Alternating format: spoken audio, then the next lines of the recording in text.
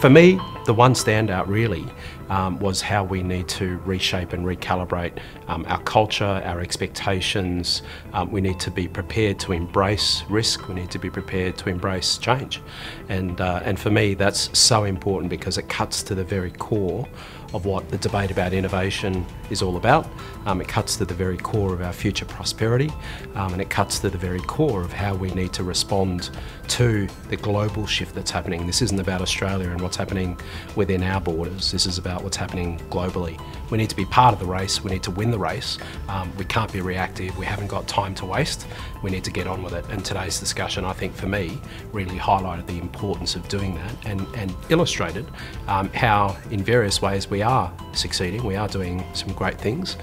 We need to continue that momentum. We need to build on solid foundations.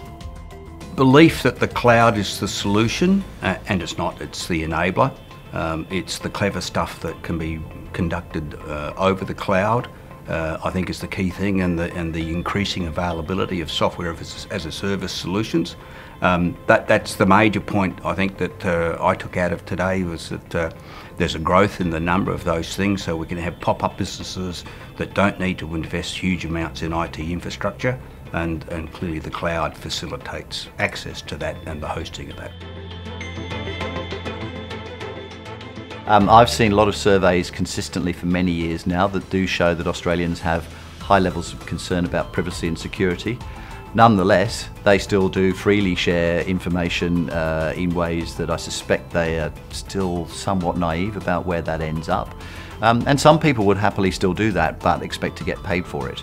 And you know, as well as the whole question of privacy and security in the future, there is a looming question, I think, about well, if people are going to be less secure in their working lives and they have to regard themselves as an asset that has to produce income, well, part of what they have to contribute as an asset that's valuable to other people is the data that they generate, and therefore maybe they should be paid for it. One of the interesting things about technology and the pace of change is you never really know where it takes you. So we talked today about collaborative technology, and we all agreed that technology actually makes us want to talk to people face to face more than ever. Technology has given a real primacy to face communications because we recognise that it's still the best form of communication. We love the email, we love the phone, we love Skype, we love all of the videoing solutions out there, but the best thing always, both in your personal relationships, but with your staff, your clients, your suppliers, is still to have that face-to-face connection. Well, I think there is a whole new paradigm in every organisation and business which is data-driven, and data is now so prevalent and so amazingly rich that companies that don't engage with their data and the insights that come from their data will fall behind very quickly. It has to be led from the front, it has to go all the way down, it has to be totally committed at the leadership level. And the problem for most legacy companies, especially public companies, is that's almost impossible to organise. If you're a very big company like a Woolworths, you've got a lot of money, you've got a lot of brains, and you've got a lot of ability to use companies to affect that change, and you've got time because you've got such huge market position. If you're small to medium and you're legacy, you've got real problems. Technology does allow us to work much more freely from diverse locations, and when you think about the challenges of home ownership in Sydney in particular, you know, there are growing both incentives and capabilities to work in other places more remotely. So I actually do struggle to think that we'll be quite as clustered in tall buildings in things called CBDs in the future as we are today.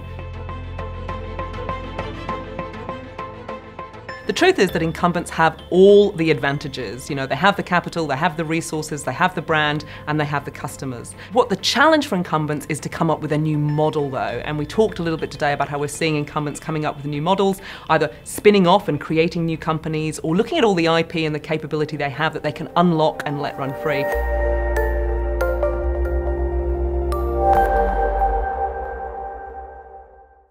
Is prosperity just material wealth?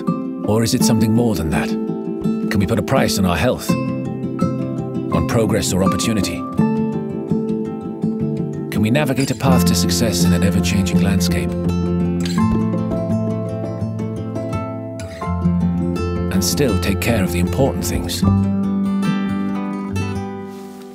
The art of prosperity lies in developing successful businesses that contribute to growth and healthier, more sustainable economies. Through insight, ethics and education, chartered accountants help businesses to see the bigger picture and ensure what really matters is given the value it deserves.